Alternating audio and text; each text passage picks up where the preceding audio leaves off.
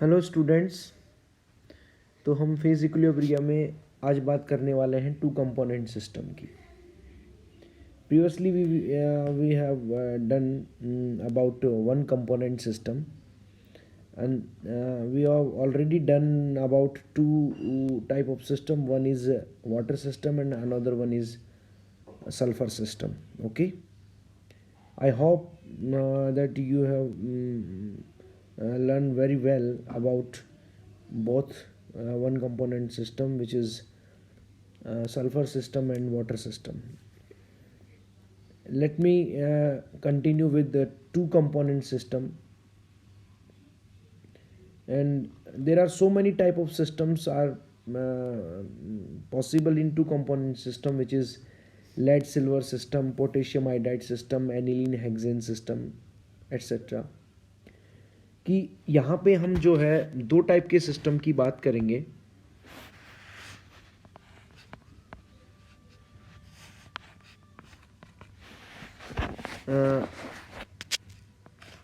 एक तो lead silver system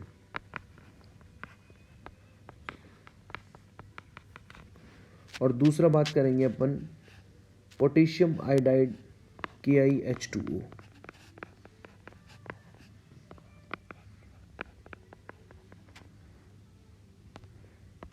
potassium iodide system, ये दो सिस्टम की बात करेंगे। देखिए इनमें दोनों में कॉमन बात क्या रहेगी कि यहाँ पे कंपोनेंट कितने रहेंगे, दो, मतलब घटक कितने रहेंगे यहाँ पे, दो।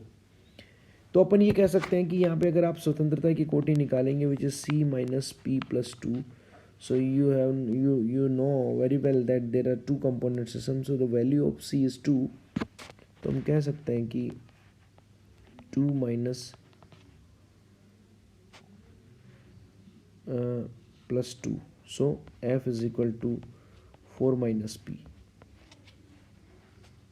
F is equal to 4 minus P meaning क्या है कि यहाँ पे डिग्री ऑफ फ्रीडम की वैल्यू डिपेंड करती है कि फेजेस कितनी होंगी। अगर यहाँ पे फेज की वैल्यू, अगर जो प्रावस्थाएं हैं उसकी वैल्यू 0 हो तो फिर डिग्री ऑफ फ्रीडम कितनी हो सकती है, फेज 0 हो नहीं सकती। मिनिमम टू मिनिमम एक फेज तो रखेंगे, अरे कोई ना कोई तो फेज होगा ही। ऐसे तो या तो लिक्विड होगा या सॉलिड होगा या गैस होगा, तो मिनिमम टू मिनिमम फेज कितनी होगी, 1 होगी, मिनिमम टू मिनिमम। तो यहाँ पे फिर अपन कह सकते हैं कि जो डिग्री ऑफ फ्रीडम है वो कितनी हो जाएगी, 3। मतलब 3 चर पे डिपेंड करेगा। और वो 3 चर कौन कौन से हो सकते हैं, ये आपका ताप हो सकता है, दाब हो सकता है, या संगठन हो सकता है।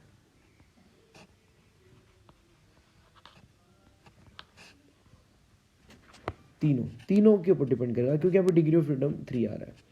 और मैक्सिमम प्रावस्थाएं कितनी हो सकती हैं, 4 भी हो सकती हैं। कई टाइप की प्रावस्थाएं होती है, आपने देखा जैसे एलोट्रोपिक फॉर्म भी होती है, मोनोक्लिनिक है जैसे सल्फर की, ट्राइक्लिनिक है, लिक्विड है, सॉलिड है, ये सब है।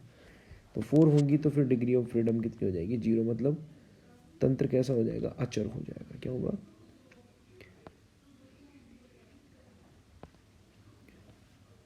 तंत्र जो है वो क्या हो जाएगा, अचर हो जाएगा, अचर हो जाएगा। तो आज हम बात करने वाले हैं सबसे पहले लेड सिल्वर सिस्टम के बारे में। लेड सिल्वर सिस्टम के बारे में देखिए, लेड सिल्वर सिस्टम क्या है। लेड सिल्वर सिस्टम को आप कर्व को देखिए। पहले मैं आपको उसको ये पूरा कर्व समझाता हूँ, उसके बाद में हम इसके बाद बात कर पाएंगे आराम से।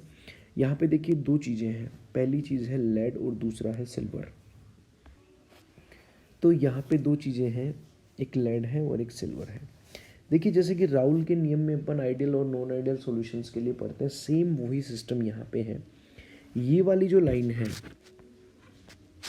ये वाली लाइन बताती है लेड के लिए। देखिए अब यहाँ पे आप खुद देख सकते हैं, यहाँ पे 100% लेड है और 0% Ag है, आप खुद देख पा रहे होंगे आराम से। और इधर की बात करें तो इसके ऊपर 100% सिल्वर है, रजत जिसको कहते हैं, 100% Ag है और 0% Pb है। क्लियर होगा सबको, दोनों चीज़ें क्लियर हैं। और बीच में ये जो बीच का जो पोर्शन है, इसके अंदर होगा आपका लेड प्लस सिल्वर, दोनों का मिक्स होगा। ओके, समझ में आ रहा है सब लोगों को, ठीक है। अब देखिए यहाँ पे 100% लेड है, इधर 100% एजी है। इस लाइन के ऊपर लेफ्ट हैंड साइड में जो लाइन है वो 100% एजी है, और 100% उधर जो राइट साइड में है वो 100% एजी है, और लेफ्ट साइड में 100% लेड है। अब मुझे क्या करना है, मैंने एक्स एक्सिस के ऊपर लिया है संगठन और वाई एक्सिस के ऊपर लिया है ताप। ओके, ये क्लियर हुआ सब लोगों को? ओके, अब मैं क्या कर रहा हूँ कि जब मैं 327 डिग्री सेंटीग्रेड के ऊपर शुरू कर रहा हूँ, देखो ये 327 डिग्री टेम्परेचर है, ये इस मैं कह दूँ कि ठोस जो सीसा है उसका हिमांक बिंदु है। मतलब इस ताप के ऊपर 327 डिग्री ताप के ऊपर सीसा की जो ठोस अवस्था है और शीशे की जो द्रव अवस्था है वो एक दूसरे की इक्विलिब्रियम में होती हैं, वो एक दूसरे की साम्य अवस्था में होती हैं। जैसे कि जल के लिए अपन ये कहते हैं कि उसका हिमांक बिंदु जो होता है वो 100 डिग्री टेम्परेचर होता है। So we can say there is a equilibrium in between the liquid phase of H2O as well as solid phase of H2O, both are in equilibrium.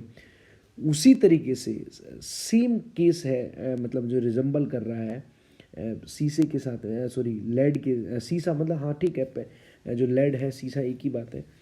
327 degree के ऊपर उसकी ठोस अवस्था 327 डिग्री के ऊपर ठोस सीसा या लेड कह दूं, और द्रव जो लेड है वो एक दूसरे के इक्विलिब्रियम में होंगे। ओके, ये इसका क्या कहलाएगा,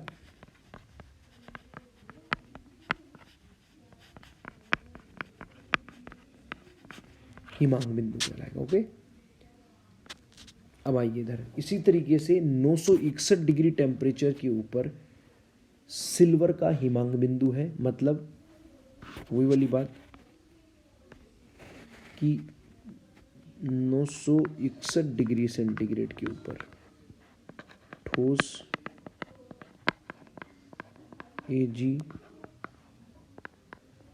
और द्रव एजी एक दूसरे के इक्विलिब्रियम में होंगे। इसको इसका क्या कहेंगे,